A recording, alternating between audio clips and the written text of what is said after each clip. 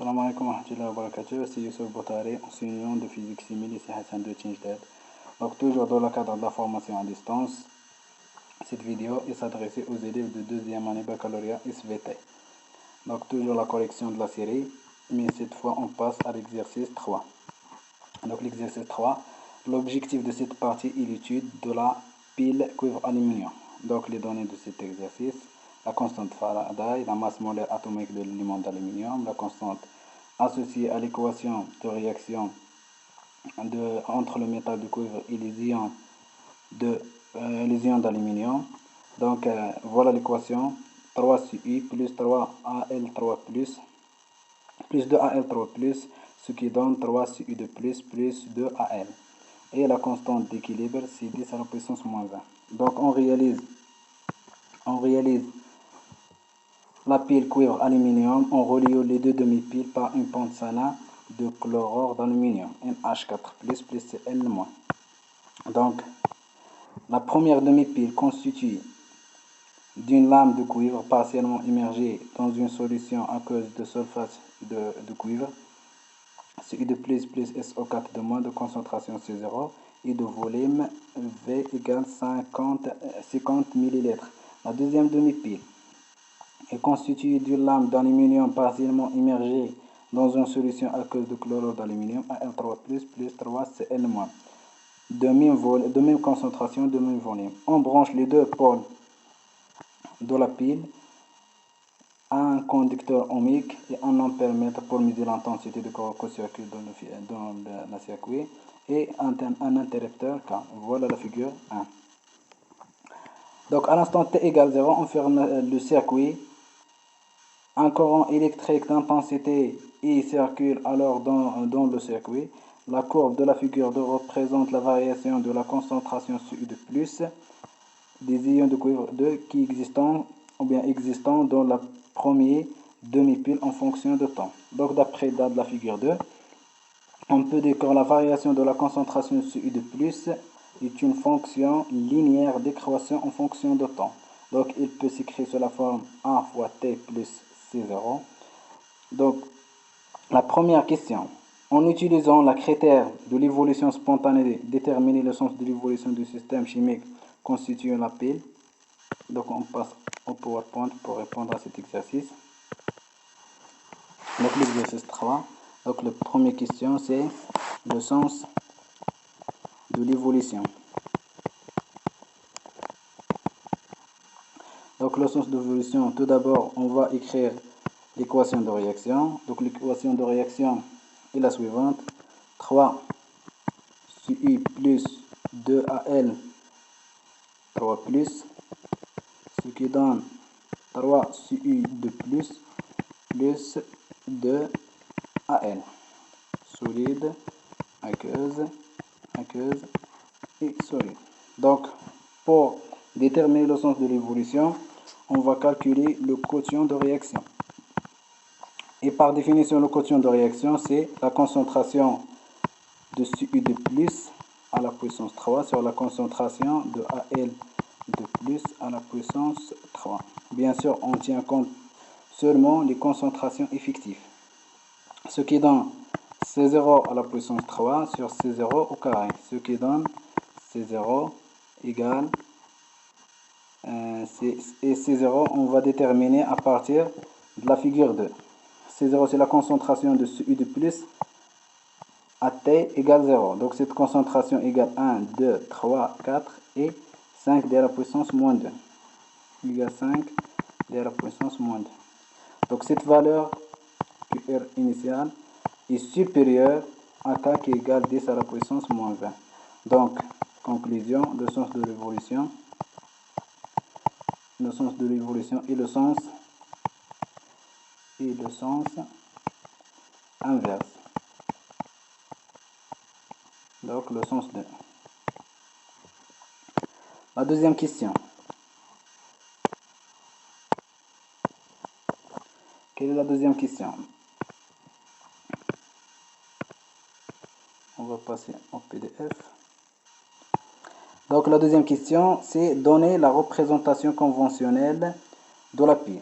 Donc à partir de ça, on peut dire que l'évolution, ou bien l'équation, le sens de l'équation, c'est le sens de, c'est-à-dire quoi? C'est-à-dire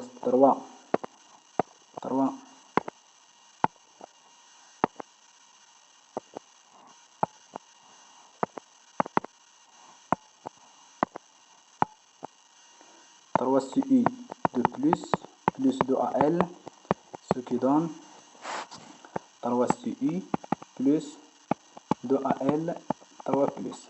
C'est-à-dire quoi? Voilà le sens de réaction. Donc, c'est-à-dire que CI de plus se transforme en CI, donc ce plus de plus dans CI. Et AL se transforme en AL 3 plus. Donc AL dans AL 3 plus 3 des électrons. Donc on a une réduction de CI de plus et oxydation de AL. Donc puisqu'il y a une oxydation, AL représente l'anode et CI représente le cathode. Donc on commence par l'anode, donc AL, slash l'ion correspond, c'est Al3+, puis on fait le pont salin et Al ou bien Ci de plus,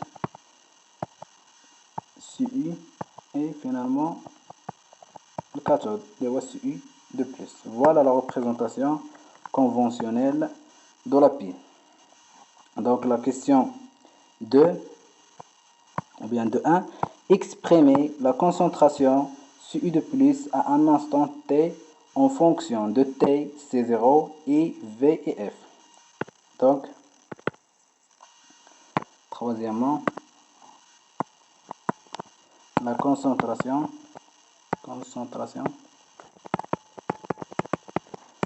Ci de plus à un instant t. Donc, la concentration ou bien la quantité de matière de Ci de plus est par définition à l'instant t égale la concentration Ci de plus fois V. Quelle est la quantité de matière de Ci de plus? Donc, on sait qu'il y a une réduction de Ci de plus, c'est-à-dire 2 électrons Ci de plus 2 électrons, ça donne Ci. On remarque d'après cette demi-équation que la quantité de matière des électrons égale 2 fois la quantité de matière de Ci de plus. Et on a aussi la quantité d'électricité égale la quantité de matière des électrons circulés dans le circuit fois la constante de Faraday égale aussi l'intensité de courant fois delta T ou bien fois T. Et ça implique quoi? Ça implique que la quantité de matière de Ci de plus ou bien la concentration de Ci de plus égale quoi? La concentration de Ci de plus égale la quantité de matière de N de Ci sur V. N de Ci de plus sur V égale la quantité de matière des électrons sur V. Donc,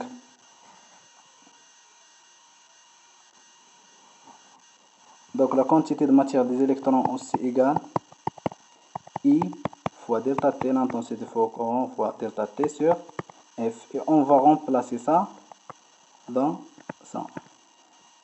Ce qui donne quoi? Donc, la concentration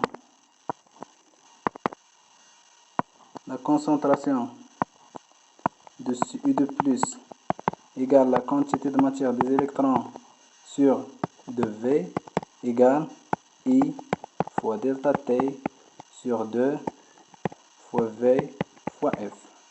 Donc, voilà l'expression, ou bien I fois T pour respecter les notations fois 2VF pour respecter les notations de l'exercice. Donc, la deuxième, la question suivante, c'est déduire ou bien on déduire l'intensité de courant I électrique qui circule ou bien qui passe dans le circuit. Donc, on va déduire l'intensité de courant de l'intensité du courant. Donc, l'intensité de courant, on a CU de plus, l'expression de CU de plus, égale quoi? Égale I fois T sur 2 fois F fois V fois F. Donc I égale quoi? Égale CU de plus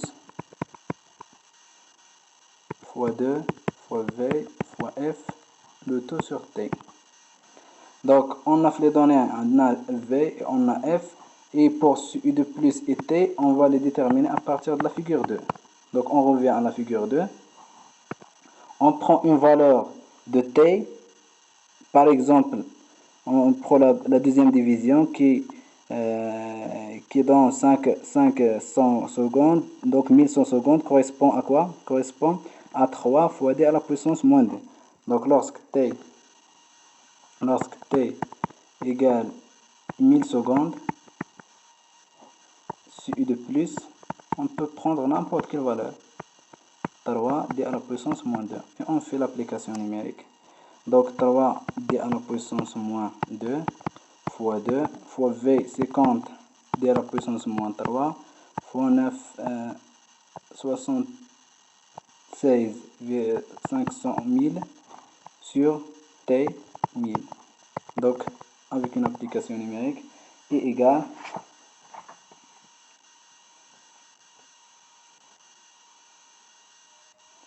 0,3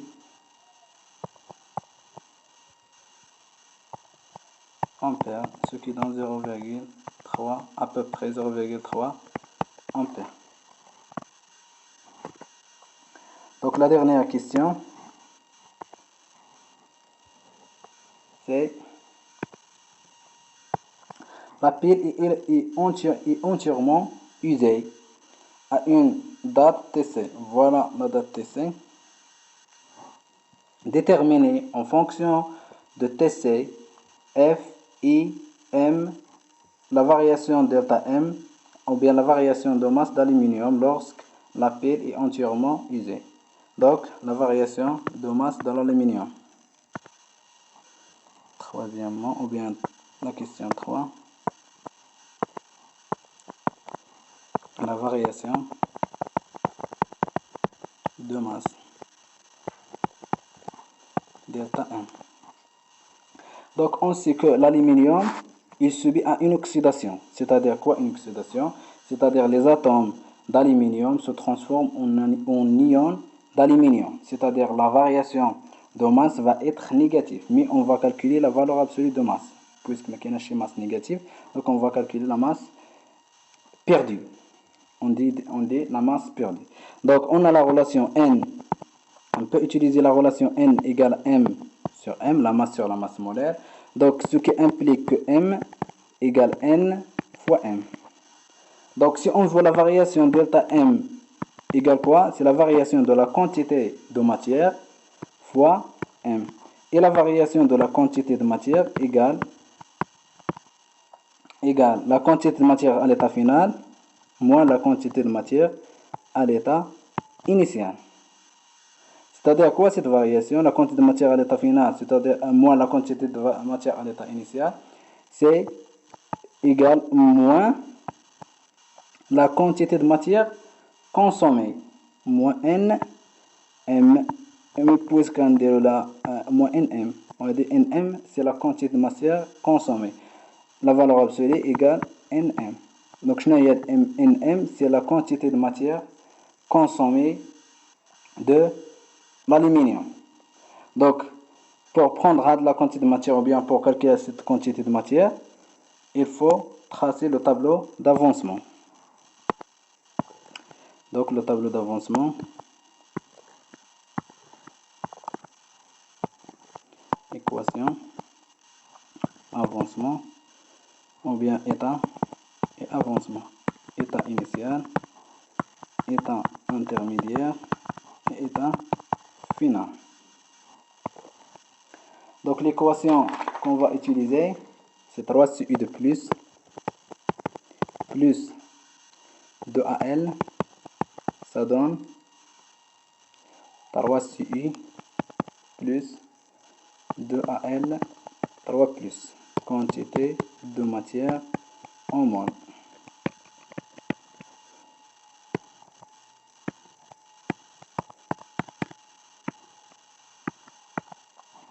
Donc CU de plus, c'est la quantité de matière de CU de plus, c'est C0 fois V0 à l'état initial.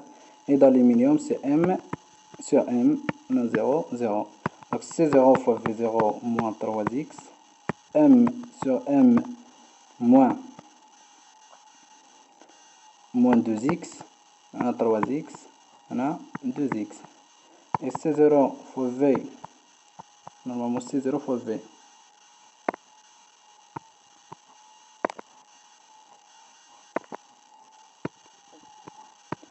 C0 fois V moins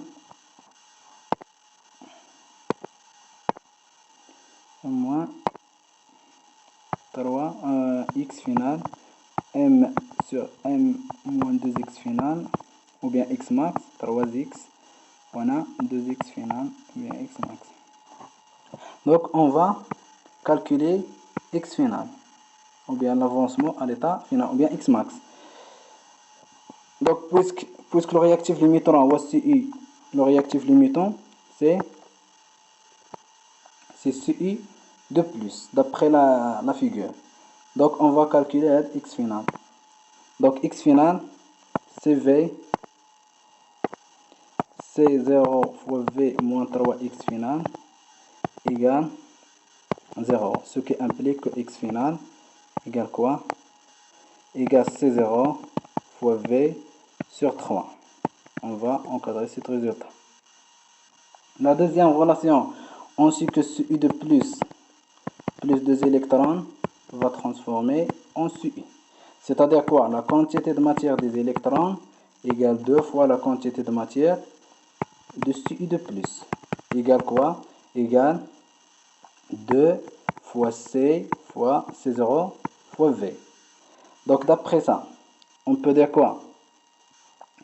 On peut dire que on va chercher la relation entre N, la quantité de matière N des électrons et la quantité X finale. Et X finale. Donc X finale.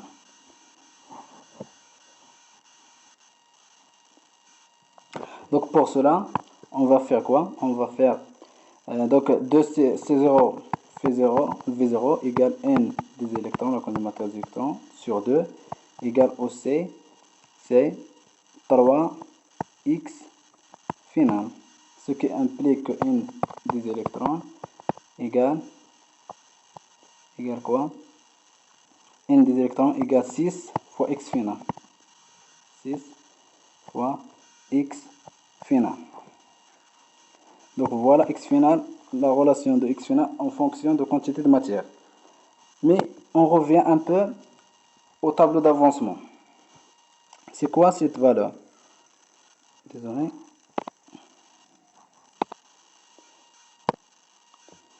Donc,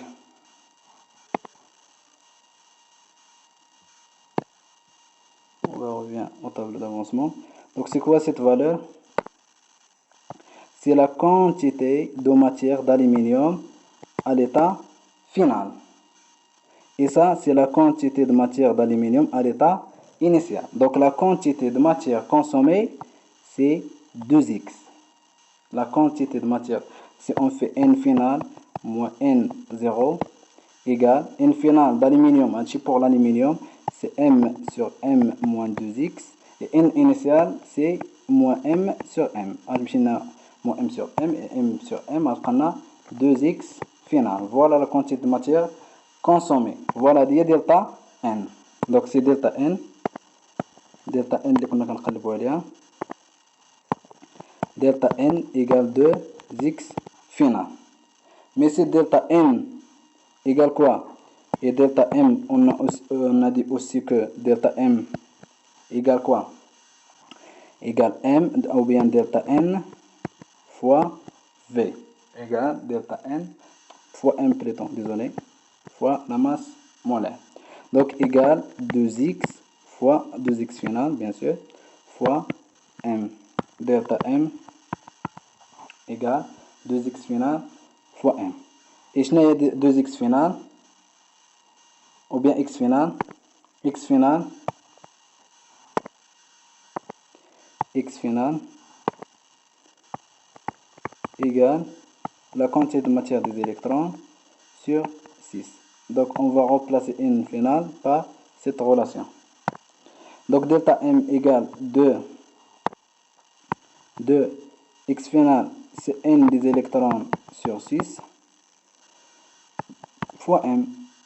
Et on sait tous la relation de Q égale N des électrons fois F égale I fois delta T. Donc N des électrons, bien sûr, égale I fois delta T sur F. Donc on remplace N des électrons, pression de delta M. Donc delta M égale quoi?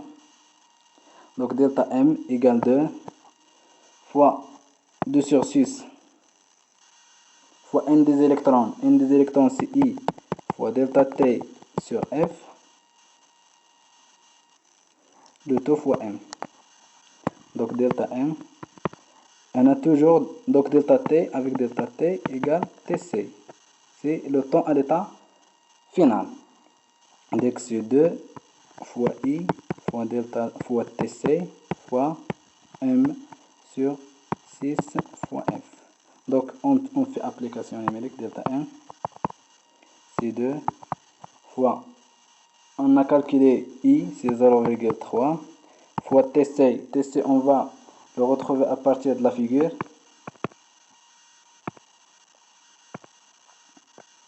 Donc TC égale 1, 2, 3, 5, 6. Donc 500, 1000, 1500, 2000, 2500 secondes. Donc 2500 secondes fois M. M, la masse molaire. La masse molaire d'aluminium c'est 27, je pense il est 27. La masse molaire d'aluminium c'est 27. Et sur 2 fois F, c'est 96 500. Donc faites le calcul numérique si vous. Donc c'est la fin de cette vidéo. Je pense que vous facilite les choses. Donc désolé à l'interruption. Donc à la prochaine. Salam alaikum wa rahmatullahi wa barakatuh.